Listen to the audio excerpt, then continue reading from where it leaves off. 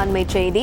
மதுரையில் பெண்கள் தங்கும் விடுதியில் தீ விபத்து ஏற்பட்டு 2 பெண் ஆசிரியைகள் உயிரிழந்த விவகாரம் தொடர்பாக பாதுகாப்பற்ற நிலையில் இருக்கும் விடுதி, அதே கட்டிடத்தில் இருக்கக்கூடிய மருத்துவமனை, மருந்தகம் உள்ளிட்ட கடைகளுக்கும் சீல் வைக்கப்பட்டிருக்கிறது. இது பற்றிய மேலும் விவரங்களை செய்தியாளர் ஜெகநாத் விவரிக்கலாம். வணக்கம் ஜெகநாத், செய்தி குறித்த முழு விவரம்.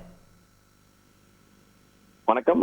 மதுரை கற்றாப்பாளையம் பகுதியில் பெண்கள் விடுதியில் நேற்று அதிகாலை தீ விபத்தானது ஏற்பட்டது. இந்த தீ விபத்தில் பார்த்தீர்களானால் 2 ஆசிரியர்கள் உயிரிழந்திருக்கிறார்கள். இந்த சம்பவம் மதுரையை மிகவும் சோகத்தை ஆழ்த்தியிருக்கிறது என்பது குறிப்பிடத்தக்கது.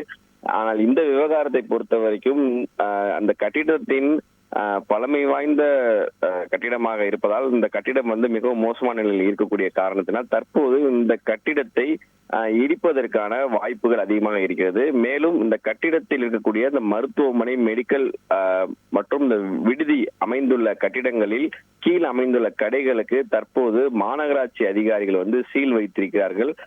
குறிப்பாக இந்த தீ விபத்து ஏற்பட்ட கட்டிடம் மிகவும் பழுதடைந்த நிலையில் எப்போது வேண்டுமானாலும் இடிந்து விழலாம் என்ற பாதுகாப்பற்ற நிலையில் இருப்பதாகவும் அப்பகுதி மக்கள் மிகவும் அச்சத்தில் இருக்கிறார்கள். இந்த நிலையில் இந்த தீ விபத்து ஏற்பட்ட கட்டிடத்தின் கீழ்த்தளங்களில் இந்த கடைகள் இயங்கி வரும் நிலையில் தற்போது பாதுகாப்பற்ற நிலையில் உள்ள கட்டிடங்களை இடிக்கும் பணியை தொடங்கும் முன்பு பார்த்தீர்களானால் இவர்களுக்கு மாற்று ஏற்பாடு செய்வதற்காக தங்களுக்கு உரிய கால அவகாசம் வழங்க வேண்டும் என்றும் இந்த கடையின் உரிமையாளர்கள் கோரிக்கை வைக்கக்கூடிய நிலையில தற்போது இந்த மாநகராட்சி அதிகாரிகள் இந்த கட்டிட உரிமையாளருக்கு மீண்டும் ஒரு நோட்டீஸ் வழங்கப்பட்டிருக்கிறது. கட்டிடத்தை இடிப்பதற்கான நோட்டீஸ் வழங்கப்பட்டிருக்கிறது.